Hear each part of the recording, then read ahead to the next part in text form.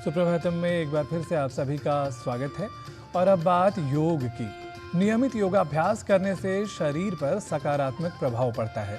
संपूर्ण शरीर में रक्त का संचार ठीक से होना अत्यावश्यक होता है। कैसे योग क्रियाओं के करने से रक्त संचार बेहतर हो सकता है, आइए जान लेते हैं इस रिपोर्ट के माध्यम से। स्वस्थ रहने के लिए बहुत महत्वपूर्ण है कि हमारे पूरे शरीर में रक्त का प्रवाह परफेक्टली हो। और शरीर में रक्त का प्रवाह परफेक्टली हो, उसके लिए जरूरी है कि शरीर में ऑक्सीजन का प्रवाह परफेक्टली हो। जितना अधिक ऑक्सीजन हम शरीर में लेंगे, उतना अधिक हमारा ब्लड का सर्कुलेशन बेहतर होगा। पर होता क्या है, हम अक्सर ऐसे झुके हुए रहते हैं, चेस्ट को कॉन्ट्रैक्टेड रखते हैं। और अब तो जब से मोबाइल फोन का प्रयोग करने लगे, अक्सर लोग ऐसे ही रहते हैं। तो ऐसे जब आप बैठते हैं तो आपके चेस्ट एक्सपैंड होती है और ऑक्सीजन का फ्लो बाधित हो जाता है। उसको अबाधित रूप में लेने के लिए सबसे पहले चेस्ट का एक्सपेंशन करें।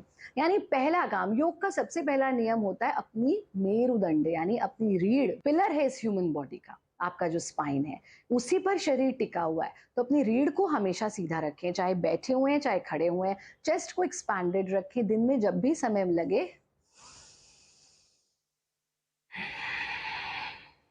इस तरह से डीप ब्रीदिंग कर लें। फिर ब्लड के सर्कुलेशन को, ग्रेविटेशनल फोर्स की वजह से वो अक्सर नीचे की तरफ रहता है। हालांकि हमारी शरीर की संरचना ऐसी है कि अगर हम प्राकृतिक जीवन जीते हैं तो रक्त का संचार शरीर में होने लगता है।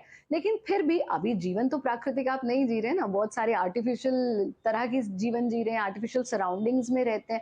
तो हमको पॉपुलर क्रिया करनी है, विच इज घर्षण क्रिया।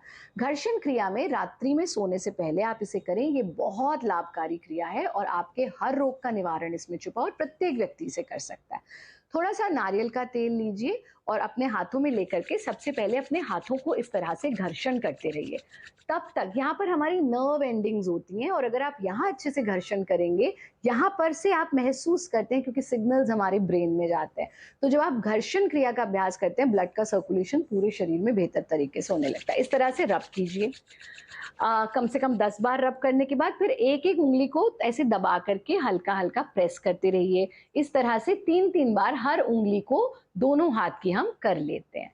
ये कर लीजिए। फिर तीसरे स्टेप में हम पीछे से भी अपनी हथेलियों को घर्षण करते हैं। ऐसा कर लीजिए।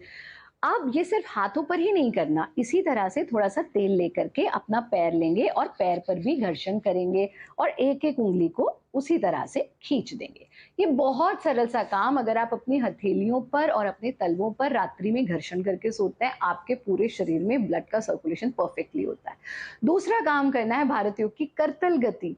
बहुत सरल है। ताली तो आप सब बजाते हैं ना, बस अपने अचीवमेंट्स, अपनी खुशी के लिए ताली बजाइए और अपने आप को बताइए कि मैं बहुत सौभाग्यशाली हूँ, मेरे पास ये सांस है, मैं बहुत सौभाग्यशाली हूँ, मैंने आज के नया दिन देखा, ये जीवन है, ये शरीर है।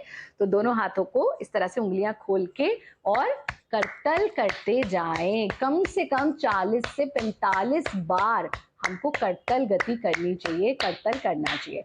और फिर हथेलियों को ढीला छोड़ दीजिए। ये बहुत सरल से आसान से काम आप प्रतिदिन करें।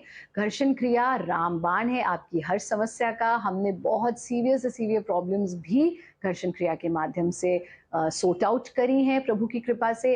आप भी घर्षण क्रिया करें, आपका ब्लड सर्कुलेशन बेहतर होगा। और माइल्ड वॉकिंग जरूर जरूर अपने रूटीन में ऐड कीजिए, प्राणायाम जरूर कीजिए।